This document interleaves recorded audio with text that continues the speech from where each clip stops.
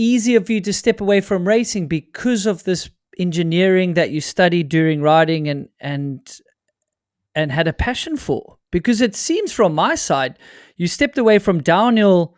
You had a shorter downhill career, I think, than my downhill career, even though I came in later, but I went to 32, but it feels like you stepped away a little bit earlier. 31 years old. It was in 2011. And yeah, for sure. I think, I'm a very pragmatic and rational person, and I set myself goals.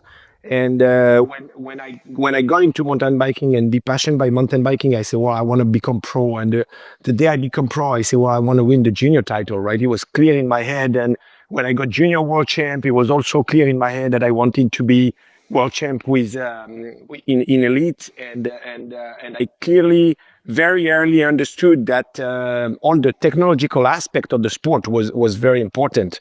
And that's why I actually passed my mechanical engineering degree alongside my racing career, to be able to discuss with the engineers and be able to have a strong communication with those guys. And back in the days when I finished my engineer degree was with my days with Kona in Canada. That was actually a lot more, I would say, dedicated to freeride at the time. And we made the owners into a very random discussion and say, guys, we need you to put your bike out there. For sure, freeride is a big one, but racing is something that is important. And I really pushed boundaries with the bike back in the days with my mechanic, Paul Walton, that you probably remember.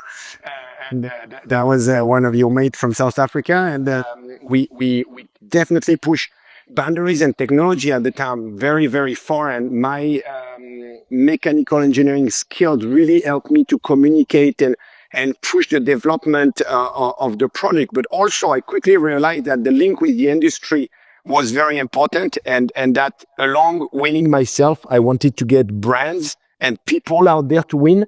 So I would say that the sharing part of my race career, because I still believe it's part of my race career, I started very early, and I guess it's one of the reasons that I stopped racing also in my early days.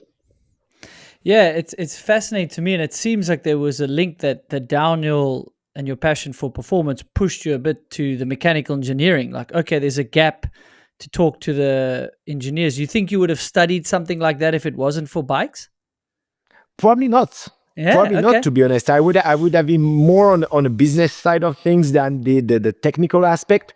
I think the reason I went really on the technical side of it was because of my passion for racing, mainly. And yeah, it actually drew me down to the process of my thinking and what I wanted to do.